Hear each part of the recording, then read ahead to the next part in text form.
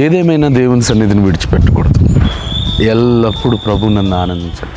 దేవుడు మన సంతోషాన్ని కోరుకునేవాడు. చింతించడం వల్ల మనం ఏమీ సంపాదించలేము. చింతించడం వల్ల మనకి ఏం రాదు. ఎల్లప్పుడూ ప్రభునందు ఆనందించడం నేర్చుకోవాలి. ఫిలిప్పీయులకు రాసిన పత్రిక 4వ అధ్యాయం 4వ వచనంలో ఎల్లప్పుడూ ప్రభునందు ఆనందించుడి, మరలా చెప్పుదును ఆనందించుడి.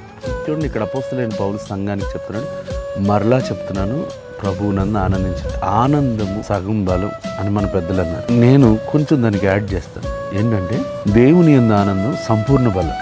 దేవునిలో ఆనందిస్తే సంపూర్ణ బలం పొందుకుంటాం. కాబట్టి ఏ పరిస్థితి ఎదురైనా సరే, ఎలాంటి పరిస్థితులు ఎదురైనా సరే దేవుని స్తుతిస్తూ ఆనందిస్తూ రిజాయిస్, ఇంగ్లీష్లో మాట రీజాయిస్ అనే మాట రాయబడింది. రిజాయిస్ అంటే మరలా ఆనందించడం. రిజాయిస్ అగైన్ అండ్ అగైన్, మరలా మరలా మరలా దేవునిలో ఆనందించాలి.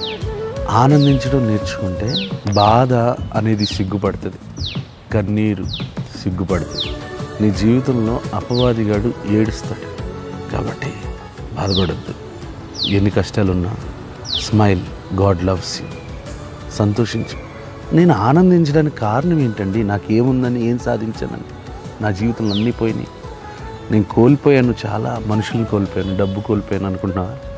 ఏది కోల్పోయినా దేవుని ప్రేమ నుండి ఏది నిన్ను వేరు చేయలేదు. దేవుడు ఉంటే ఇంకేం కావాలి? దేవుడు మన పక్షం నుండిగా మనకు విరోధేవుడు. మరి ఇంకెందుకు బాధపడాలి? దేవుడు మనల్ని విడిచిపెట్టడం, మన బలహీనతను బట్టి విడిచిపెట్టేవాడు కాదు. కాబట్టి ఆనందించండి. Smile and have a wonderful day. God bless you.